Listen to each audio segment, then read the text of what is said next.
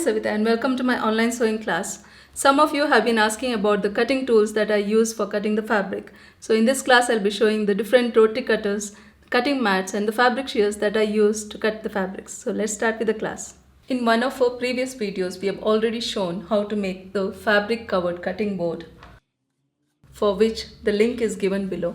We have a few self-healing cutting mats in our sewing studio. Let me show you one by one. I have A1 and A2 size.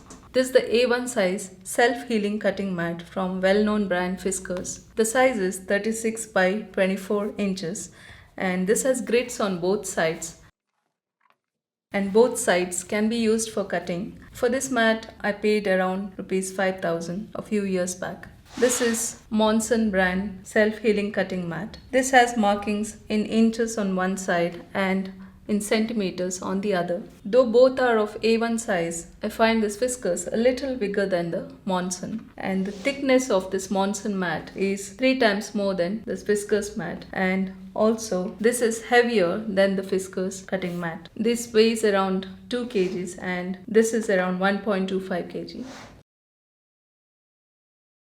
This is again another Monson A1 size cutting mat. This is a single-sided cutting mat, that is, it has grits on one side and is plain on the other.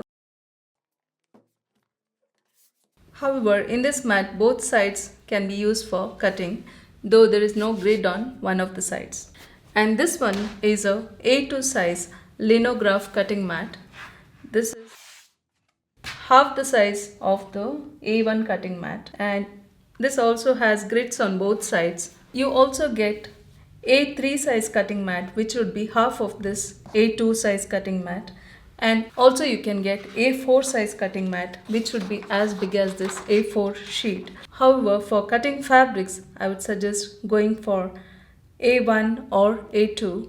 The biggest size available in cutting mats is A0. This is the A1 size Monson cutting mat. Costs around 1,900 to 2,000, and this A2 size cutting mat costs around 850. The thickness of this Fiskars mat is around 1 mm, and join the online sewing classes on savisfashionstudio.com to learn this beautiful skill in a professional way.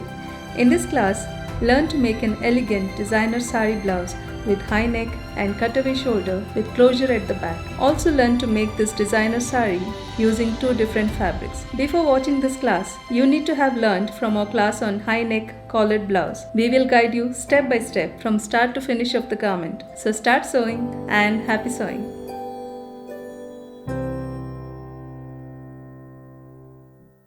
The thickness of this Monson double-sided cutting mat is around 3 mm. Also, the thickness of this single-sided Monson cutting mat is 3 mm.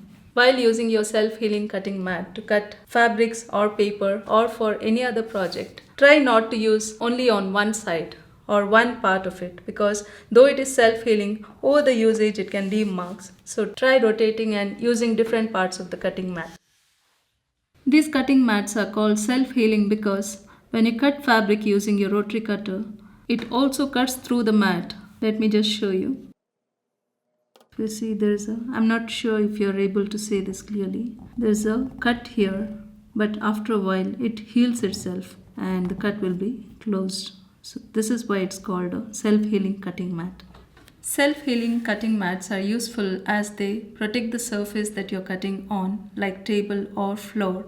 Also, they provide measurement guidelines in inches and centimeters in some of the mats, which are very useful when you have to cut many uniform strips of fabric. These cutting mats can be used for various projects like cutting the fabric or paper or leather, and it can also be used as a surface for children when working on school projects. And self-healing cutting mats are needed when you are using a rotary cutter to cut fabrics. Now let me show cutting fabrics with these rotary cutters so that you can see the difference. This is 2 layers of medium thick cotton fabric. Now let me try to cut a straight line using this Olfa rotary cutter. You do not have to apply too much pressure. As you cut, the blade rotates and cuts the fabric. When not in use, always cover the blade because the blades are very sharp. Now let me use my Fisker rotary cutter. I'll apply the same pressure that I applied earlier and try to cut the fabric. If you see here, in some places the threads are not cut, so you'll have to go over the second time.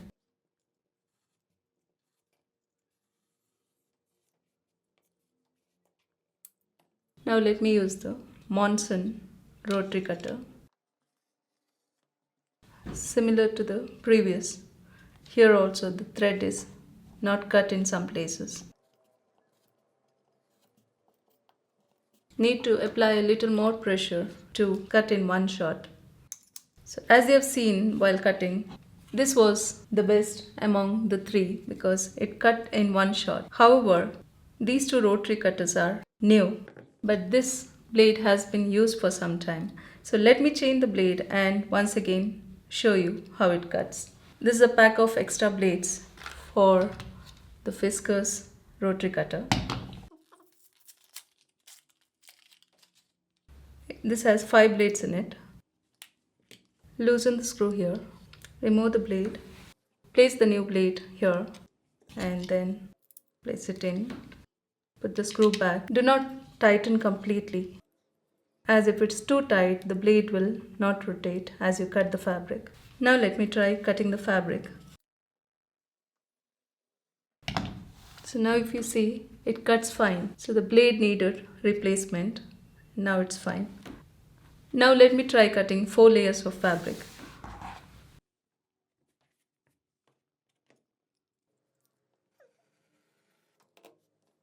Now I'll be cutting with my Fiskers with the new blade. And now with Monson.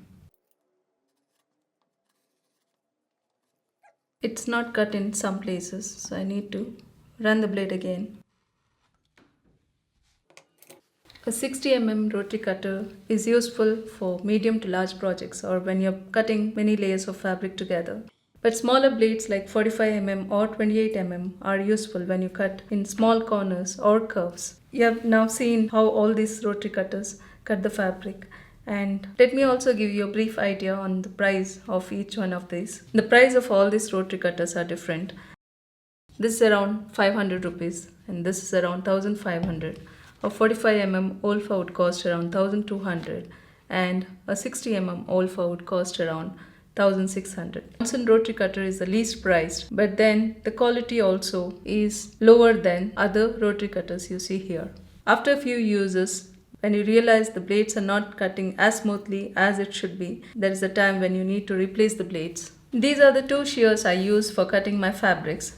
This is a 9-inch long shears with brass handle. It cuts smooth and sharp, but the only disadvantage is after a long use, it hurts the fingers and also leaves a black mark.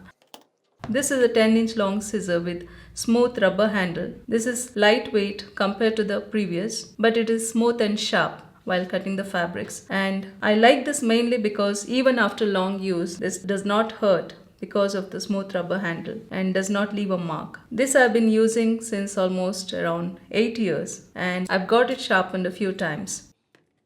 And this I've been using since last 2 years and I have not yet felt the need to get it sharpened because it's still very sharp and it cuts smooth. The main thing to remember is do not drop your shears down as that can change the alignment.